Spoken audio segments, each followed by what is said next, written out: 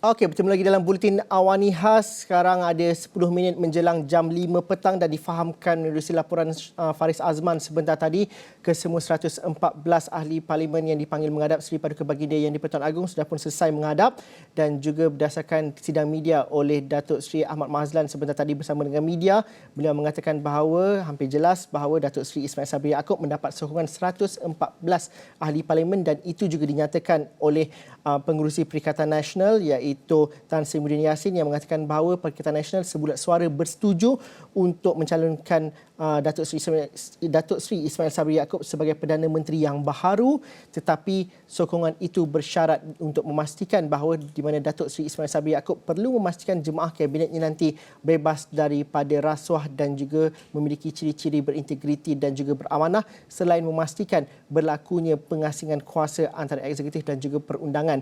Dr. Muhammad Shukri Shuib, penganalisis dasar politik, ekonomi dan pengajian antarabangsa dari Universiti Utara Malaysia, bersama dengan saya pada ketika ini. Dr. Muhammad Shukri, bagaimana kita melihat bahawa mungkin majoriti itu sudah diketahui untuk mencalonkan dan juga menyokong Datuk Seri Ismail Sabri Yaakob, tetapi cabarannya kini untuk pembentukan kabinet dan juga pemuafakatan dalam PN itu bagaimana dapat diterjemahkan? Ya, terima kasih Zul. Kita melihat dalam konteks ini kita perlu menunggu keputusan esok hari Jumaat oleh Seri Paduka Baginda Yang di-Pertuan Agong itu sendiri ya. Tapi dalam konteks ini kita sudah nampak jelas bahawa Datuk Seri Ismail Sabri itu mendapat dukungan daripada 114 anggota Dewan Rakyat ya. Dan dalam konteks PN pula apabila memberikan sokongan itu dengan syarat-syarat tertentu ya. Jadi dalam konteks ini juga kita melihat bahawa walaupun apa syarat yang diberikan itu, tetapi selagi mana kerajaan boleh dibentuk, saya fikir tidak ada persoalan mengenai syarat untuk dipenuhi dan sebagainya. Ya, jadi semangat setiakawan itu perlu dibina dan dipupuk terlebih dahulu. Ya, saya fikir Datuk Seri Ismail Sabri faham benar mengenai keadaan dan situasi yang berlaku sekarang, dan beliau sendiri berada dalam kabinet. Saya fikir tidak ada permasalahan kerana pengalaman yang beliau ada bersama rakan-rakan di dalam Barisan Nasional sudah sekian lama, dan juga dengan alumni Barisan Nasional UMNO yang kini berada bersama bersatu ya, kita lihat masih ada semangat setiakawan dan juga jaringan silaturahim ya. Saya fikir personality setiap daripada ahli parlimen yang datang daripada the House of UMNO itu, sama ada pemimpin UMNO yang sekarang ataupun bekas ahli UMNO yang berada dalam berbagai-bagai parti termasuk dalam Bersatu itu sendiri, sudah jelas dipahami oleh Datuk Seri Ismail Sabri. Saya fikir ia adalah satu personality yang bagus untuk memilih Datuk Seri Ismail Sabri itu, kerana 114 orang ini memberikan mandat kepada orang yang kelihatan sebagai pendamai politik. Tokoh ini sebagai pendamai politik yang mungkin boleh reconcile balik perpecahan yang berlaku di kalangan ahli-ahli parlimen setelah Tan Sri Muhyiddin Yassin itu terdesak untuk berhenti daripada menjawat jawatan Perdana Menteri itu sendiri. Dr. Shukri, mungkin kita berikan sedikit timeline berundur ke belakang apa yang berlaku pada awal bulan ini. Tan Sri Muhyiddin Yassin hilang sokongan daripada majoriti ahli parlimen ataupun ahli Dewan Rakyat apabila 15 ahli parlimen UMNO menarik sokongan. Dan juga sekarang ini 114 ahli parlimen memberikan sokongan kepada Datuk Seri Ismail Sabri Yaakob. Peranan yang perlu dimainkan oleh Datuk Seri Ismail Sabri Yaakob kerana Tan Sri Muhyiddin Yassin juga meletakkan syarat. Dalam UMNO itu sendiri, bagaimana kita mahu memahami beliau mampu mendamaikan semua, terutama 15 ahli parlimen yang menarik sokongan yang dahulu. Bagaimana situasi ini kita perlu congak? Adakah konsensus sudah dicapai sebelum mereka ke istana ataupun sebelum keputusan ini dicapai ataupun bagaimana? Saya fikir jaringan perhubungan sesama pemimpin itu sudah pun berlaku. Saya fikir ya, kejadian yang berlaku ini pun mestilah sudah ada kita lihat sudah ada cakap-cakap dan sebagainya yang akhirnya menyebabkan kita lihat pergolakan yang berlaku hari ini terjadi ya. Tapi dalam konteks Datuk Seri Ismail Sabri ini kita melihat bahawa peluang kepada beliau untuk menjadi orang yang dapat menyatukan menyatukan semula kerajaan PN itu sehingga munculnya PN fasa kedua, iaitu PN 2.0 mungkin dengan model yang lebih baru. Jadi dalam konteks Datuk Seri Ismail Sabri ini, untuk sual kenai kembali pemimpin-pemimpin ni, maksudnya dia kena bijak untuk pengagihan kuasa, pengagihan dominasi, pengagihan kedudukan itu supaya sesuai dengan keperluan parti masing-masing. Dalam UMNO sendiri kita melihat mungkin ada desakan-desakan tertentu kepada Datuk Ismail Sabri terhadap beberapa aspek dan beberapa penekanan isu yang perlu diberi perhatian oleh beliau selaku Perdana Menteri yang baru sekiranya dilantik. Begitu juga dalam konteks kumpulan Perikatan Nasional. Setiap pemimpin politik ini, sebab kita kena faham perjuangan parti politik ini selain daripada misi-visi yang retorik, mereka ada sasaran target-target tertentu. Sebagai seorang pemimpin yang menang dalam pilihan raya, mereka ada kuasa bargaining yang tinggi. Ya, ini yang perlu. Fasa awal, kalau sekiranya Datuk Seri Ismail Sabri ini dilantik sebagai Perdana Menteri, fasa awal ialah nak accommodate. Maksudnya peranan, permintaan dan juga kuasa bargaining daripada semua 114 daripada pemimpin yang bersetuju untuk beliau menjadi Perdana Menteri. Ini adalah satu perkara yang sangat penting untuk Datuk Ismail Sabri tentukan untuk memastikan puasnya hati 114 orang yang menyokongnya. Tetapi sekiranya mereka ikhlas benar-benar mahukan perdamaian, maka usahlah diusik peranan yang bakal dimainkan oleh Datuk Seri Ismail Sabri ini. Biarlah beliau fokus kepada isu-isu rakyat berbanding isu-isu untuk memenuhi prasyarat, memenuhi permintaan, memenuhi aspek-aspek isu-isu tertentu yang membelenggu ahli-ahli politik daripada BN, daripada PN dan daripada kelompok-kelompok yang menyokong beliau itu. Doktor, siapa yang memiliki kuasa yang terbesar ataupun pemberat yang paling kuat dalam bargaining power dalam Perikatan Nasional pada ketika ini untuk membentuk sebuah kabinet itu nanti? Satu soalannya. Kedua, ramai yang menganggap bahawa ini adalah proses transisi sebelum menuju dan juga mengembalikan balik mandat kepada rakyat menerusi PRU yang ke-15. Dalam aspek ini, kerjasama UMNO Bersatu, Muafakat Nasional dan juga pertikaian antara ketua-ketua bahagian mengenai siapakah calon yang layak menjadi wakil ataupun yang dinominasikan untuk PRU ke-15 akan sentiasa dibincangkan. Justru dalam aspek ini, bagaimana yang perlu menarik rambut dalam tepung, mana yang perlu diuruskan terlebih dahulu, bagaimana dapat mendamaikan. UMNO juga nanti akan ada pemilihan dan sebagainya. Ini perlu dilihat sekali kalau kita cerita pasal politik lah. Jadi semua pihak sebenarnya ada kuasa. Hari ini kerajaan terdiri dengan 114 sokongan saja. Majoriti 111. Maksudnya lebih dari beberapa kerusi saja.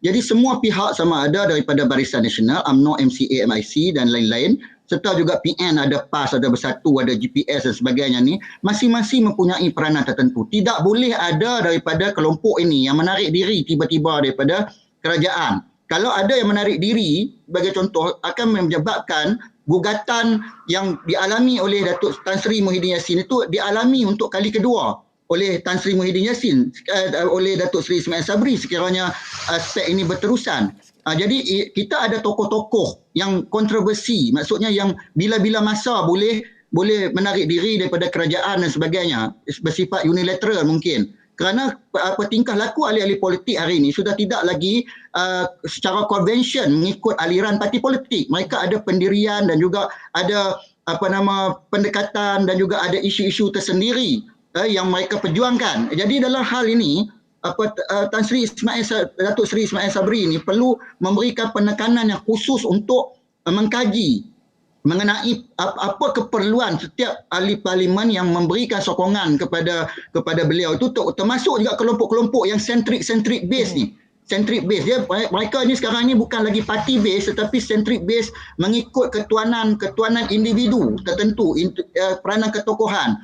Berkenai pilihan raya, saya fikir itu masih lambat untuk diperbincangkan kerana penubuhan kerajaan ini masih lagi rapuh. Tetapi nak berhadapan dengan pilihan raya, saya fikir itu persoalan yang kemudiannya timbul setelah kita dapat lihat bagaimana Datuk Seri Ismail Sabri membawa arus kerajaan yang akan bakal terbentuk nanti. Situasi hari ini berbeza dengan Februari 2020, Mac 2020. hari ini masalah kita ialah kita bercerita mengenai angka kes harian hari ini 22,900 lebih dekat situ, angka COVID-19. Justru adakah pengagihan kuasa dan juga sokongan dan juga jawatan kepada yang memberi sokongan itu relevan pada hari ini, atau Datuk Seri Ismail Sabri Yaakob nanti sekiranya dilantik menjadi Perdana Menteri perlu mengambil tindakan bahawa ini adalah kabinet untuk buat kerja, bukannya untuk memastikan sokongan politik itu kekal? Pada pandangan doktor bagaimana?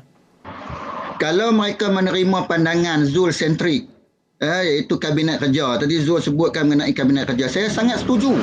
Kerana kalau sekiranya mereka benar-benar ikhlas dan berpandangan seperti mana kita, ya sudah tentulah tidak akan ada permasalahan. Tetapi masalah kepada orang politik ini, terutama yang mereka yang mempunyai kedudukan yang eksklusif, ahli-ahli parlimen ni, dia eksklusif tau.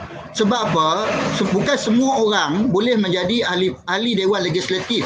Tetapi hari ini mereka menjadi ahli legislatif dan akhirnya dengan situasi keputusan pilihan raya dan juga pergolakan politik yang berlaku hari ini memberikan kuasa untuk mereka mengadakan proses penawaran dan permintaan yang agak tinggi dan eksklusif. Jadi ini yang kita perlu lihat. Ya, jadi kuasa itu memberikan bukan saja kuasa untuk menentukan kerajaan, tetapi kuasa yang eksklusif kepada seseorang ahli parlimen itu untuk menentukan jatuh bangunnya hala tuju sebuah negara. Terutama dalam kes di Malaysia hari ini yang kita tak pernah alami sebelum ini menunjukkan bahawa sekiranya wujudnya kerajaan yang tidak kuat, maka ahli parlimen itu akan menjadi lebih dominan dan akhirnya parti sentrik akan hancur dan akan wujud individu sentrik yang mungkin bersifat kelompok, tim sentrik atau individu sentrik. Ini satu peristilahan baru dalam politik, individu sentrik dan juga tim sentrik ini yang perlu kita kaji secara rapat apabila berlakunya fenomena ini di Malaysia. Jadi ini yang kita perlu lihat dan perlu kita tangani. Apatah lagi dalam situasi sukar ketika kita sedang bukan saja kita berhadapan dengan pemulihan COVID, tetapi sekarang ini kita masih dalam keadaan yang kritikal dengan perebakan COVID ini. Perlukan pemantapan, pentadbiran dan pengurusan yang berkesan dengan dasar dan konsisten. Hari ini dasar mungkin sudah saya fikir diuruskan oleh birokrat, oleh pegawai tadbir dan sebagainya. Mereka lah peran liner dan mereka juga yang perlu memikirkan untuk menangani dan melakukan pentadbiran dan sebagainya, kerana tidak ada kabinet yang boleh menjadi kata pemutus. Nah, jadi ini yang perlu ahli-ahli politik fikirkan, iaitu adakah soal menawarkan apa yang mereka miliki untuk penubuhan kerajaan, ataupun benar-benar ikhlas untuk memajukan Malaysia dan memberikan dokongan untuk sebuah kerajaan yang solid, yang komprehensif, yang holistik, yang konkret untuk ditubuhkan. Ini keikhlasan 220 orang ahli parlimen itu sebenarnya yang diperlukan oleh rakyat Malaysia. Dr. Shukri, dalam masa yang sama juga kenyataan media oleh Istana Negara semalam juga menyebut bahawa Perdana Menteri yang dilantik nanti perlu menguji keabsahan dan juga perlu membawa usul undi percaya di Dewan Rakyat untuk memastikan bahawa keabsahan dan juga memastikan kestabilan politik dalam masa yang sama. Hari ini kita itu adalah satu yang tu Zul kan, kalau kita lihat apa yang sedang dibuat oleh Seri Paduka Baginda Pertuan Agong dan juga Majlis Raja-Raja, itu petanda bahawa Majlis Raja-Raja dan juga Ketua Negara iaitu sistem monarki kita begitu menghormati rakyat.